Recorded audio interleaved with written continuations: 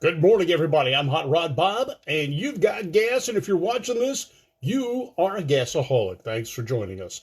Hey, it's Tuesday. We had a long 3-day weekend. We did some special broadcasts from the Murphy Museum in Oxnard, California on Sunday during their monthly Mojo and Muscle or Muscle and Mojo cruises, and it was a great day. Weather in the Ventura area where we are at has been great. It did get up to about 80 degrees, but we didn't have the heat and the issues that they had in the Los Angeles area. That's why we're not there. But cars, that's what it's all about. And that's what GAAS is. GAAS, the Great American Auto Scene, brought to you each morning by Service Tech Equipment. Hey, you know what? There's more to life than pony cars. Now, when I say pony cars, and a lot of people don't understand that these days, the Mustang started a craze to call everything with a long hood, short deck lid, a pony car. The Mustang, the Camaro, the Cougar, the Dodge Challenger, the Barracuda eventually, they were all classified, and the Javelin, and maybe even the AMX, were classified as pony cars. Now, that was the name given to the type of vehicle they were. But a car that would have set them on their ear, I think, and the designer, Mr. Teague, did, was the Tarpon. Now, a lot of people don't know about the Tarpon because it was stillborn. It didn't make it to production. Now, it was a beautiful car, and it was the forerunner to AMC's Marlin. Now, the Marlin was a big car. It was built on the Classic chassis and shared the front end with the Rebel and the Classic and so forth, but was very big and long in comparison. Why? Well, the powers to be at AMC didn't see the emerging new market. Now, even though the Tarpon was designed in 1963 and shown right alongside the Mustang II, although the Mustang II is a two-seater, mid-engine, four-cylinder car, the Mustang that came out, Falcon-based, set the world on its ears. Now, the Mustang was not the first of the pony cars. The Barracuda was. The Barracuda beat the Mustang to market by 2 weeks. Nobody noticed. The Mustang they did a blitz. They had the money, they put the money into the advertising, and the Mustang was debuted worldwide on TV, on radio, and at the New York World's Fair. And I'm so darn old, I was there. Now, the Mustang was an exciting car, no question about it. It set the stage for what was to become the pony car craze. But AMC had a chance to get into this.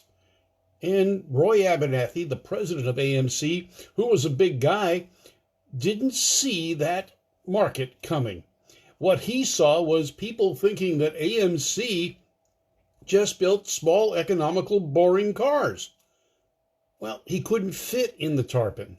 That was probably the problem. The Tarpon was an excellent car. It was based on the brand newly designed Rambler American. Now, this car was a direct competitor for the Chevy II, the Nova, the Falcon.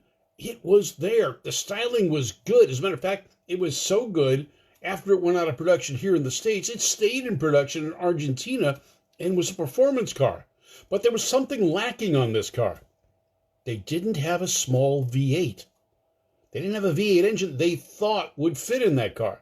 Now, of course, if you put one of those things in the hands of a hot rodder, they would have fit the V8 in a matter of hours, and they would have had the V8 powered car. They did have the 327, but it was a rather large block motor that ended up in the Marlin. And speaking of Marlin, we got Marlin. Marlin Mitchell, it is right now. All right. So the Rambler American-based Tarpon was proportioned well. The roofline was a fastback design. It had a slightly curved rear window to keep that curvature going back to the tail of the vehicle. They lowered the roof about 2 inches over what the Rambler American convertible was, and they used a convertible chassis, so it was good and stiff, but no V8 engine. Now, their six-cylinder wasn't that bad. It got good gas mileage. It could easily have been modified to increase horsepower. until the next year when they came up with a smaller V8 engine. But Abernathy stood his ground. And as a matter of fact, when Dick Teague was on vacation, he actually added an inch to the length of the Marlin, making it even bigger. Now, the biggest problem with the Tarpon, besides the fact that there was no V8 option, there was no trunk either.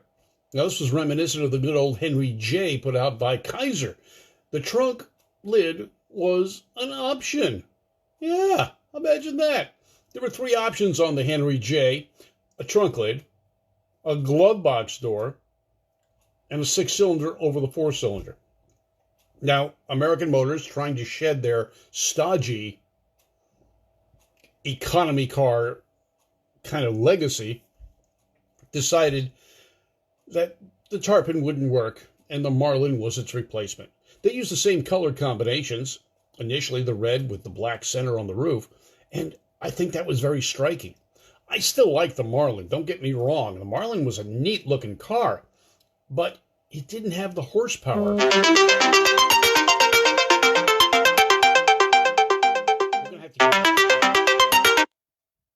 It didn't have the horsepower to compete with the mid-sized cars and the large fastback cars of the time. So, hey, it missed the mark. They sold less than 10,000 Marlins. Can you imagine what they would have done with the Tarpon?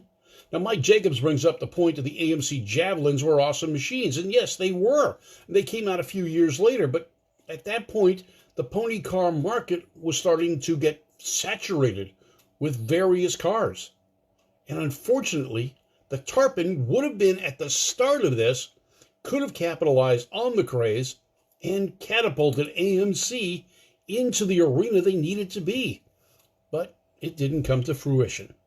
And the Tarpon went away, the Marlin replaced it.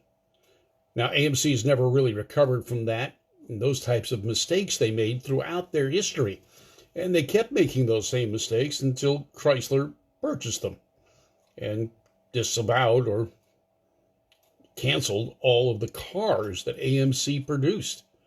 When Chrysler took over, the only thing they wanted was the Jeep, and they disassembled the company and eliminated the car division of AMC, only hanging on to the Jeep. The legacy of Rambler cars, well, it still lives on. The Rambler Rebel, the American with the V8, 390 cubic inches. They did put the V8 in it. It just took a few years for them to do it. The red, white, and blue signature vehicles the Rebel and the American came out with, the Scrambler, Rambler, and more. The Rebel, they were hot cars. They were good cars. Javelin, great car. They had some quirky cars, too. The big, single headlight, round oval, fastback Matador. AMC tried hard, but they weren't able to keep up with the big three. And the Tarpon was an example of their mismanagement. I'm Hot Rod Bob. You've got gas. The morning edition brought to you by Service Tech Equipment. All the equipment you need for the shop you've got. Take care, folks. You have a great day. I'm Hot Rod Bob. You've got gas. And have a great day. Tune in to our YouTube channel. That's right, I've got a YouTube channel. Plus, Two Tired Guys Productions YouTube channel, where you can see classic talking about cars and gas, the Great American Auto Scene. Take care now. Have a great day. See you tomorrow.